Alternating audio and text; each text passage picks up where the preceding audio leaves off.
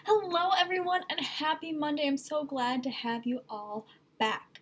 Today in math, we are going to be talking about decimals, as I'm sure you have figured out after you were looking at today's Ignite video.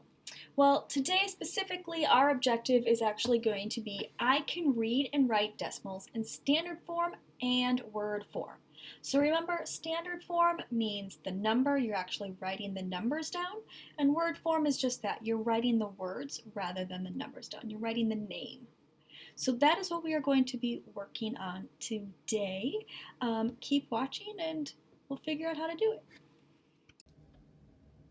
So as you can see here, we have a table or a chart that has some numbers filled in, and we have some labels at the top.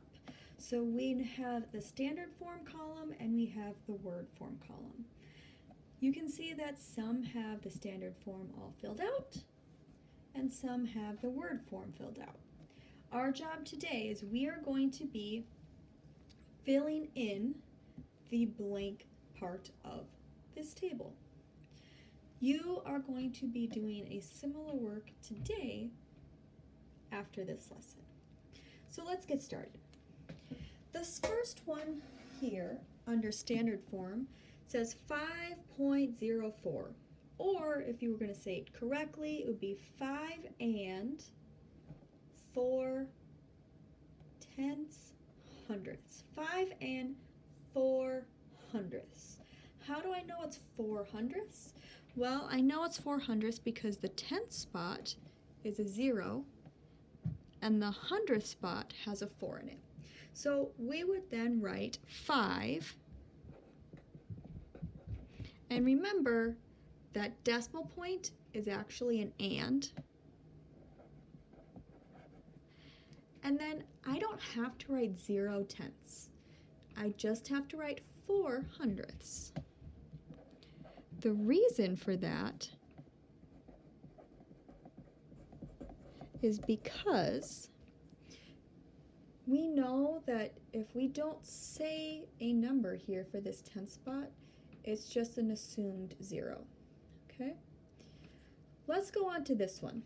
Let's do all the standard form to word form first. Now I see here I have a 7, 1.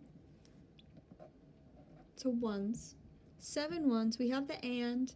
We have 6 in our tenth spot. And we have 0 in our hundredth spot. If I were to say this out loud to someone, I could say it in two different ways. I could say 7 and 60 hundredths. Remember, when we're saying it in word form, we say the whole number, and then we say the place value. So again, let me say that again. You say the number behind the decimal, and then the last place value, wherever that last number lands. So I could say 7 and 60 hundredths, or I could say 7 and 6 tenths. You might be saying, Miss Gustafson, why is that? There's a 0 there, that's 60.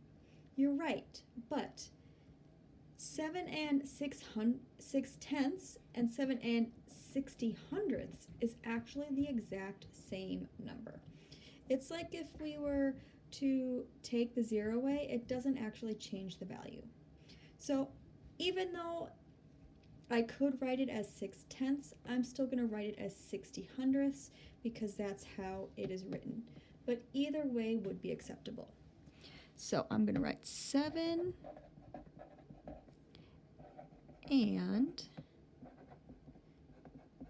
60 hundredths.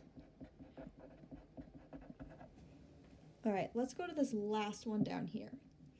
Now I have a 1 in the 10 spot. I have a 0 in the 1 spot.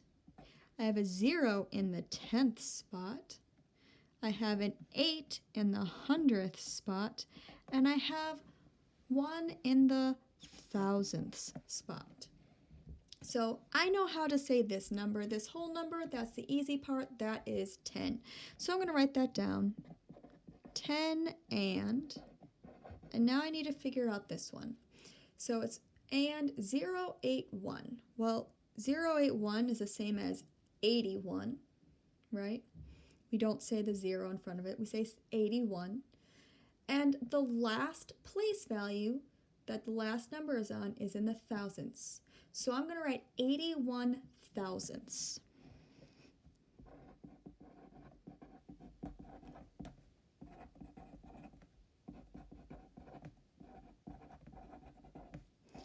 And don't forget that you have to include that THS part. That THS, the th part of thousandths, tells the reader that it is a decimal place value. All right, let's go on to these now. This one here says 3 and 43 hundredths. The words or the numbers before the and, I know, are the whole number. So I'm going to write that first. The whole number is 3, and I know and means the decimal point. So now I can go on to the next one, which is 43 hundredths. So I have to stop and think. 43 hundredths. Hundredths, it goes tenths, then hundredths. Let me see. Tenths, hundredths.